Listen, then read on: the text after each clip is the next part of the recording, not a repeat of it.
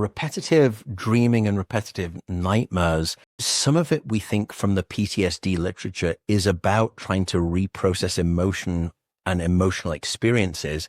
And something maladaptive short circuits that. So you keep trying to reprocess. That's one theory. The other is that we don't know if necessarily that's your brain simply trying to prioritize the memory circuit.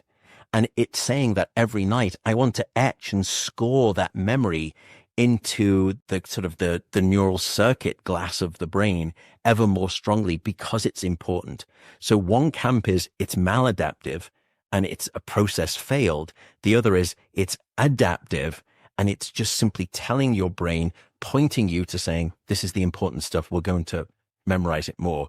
I would say that for people who are undergoing sort of repetitive nightmares, we used to have no real good treatments for it. Now, I spoke about reprocessing as one way that we've done this with PTSD patients, but there's now actually a very effective psychological treatment for nightmares.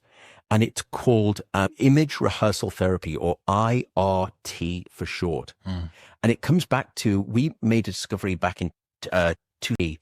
What we found is that when you form a memory, that memory is fragile. And when you sleep, the brain fixates it.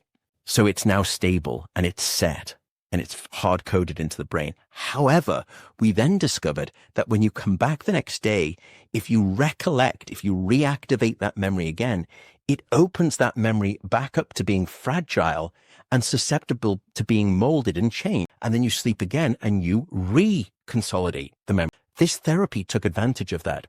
So it had individuals who had repetitive, painful nightmares. And with a therapist, they simply rehearsed the trauma dream. Now, during the rehearsal, every time they brought back that memory to mind, by definition, it opened up that memory to being edited. Rewriting the memory. And then you get them to sleep. And now it reconsolidates the updated version.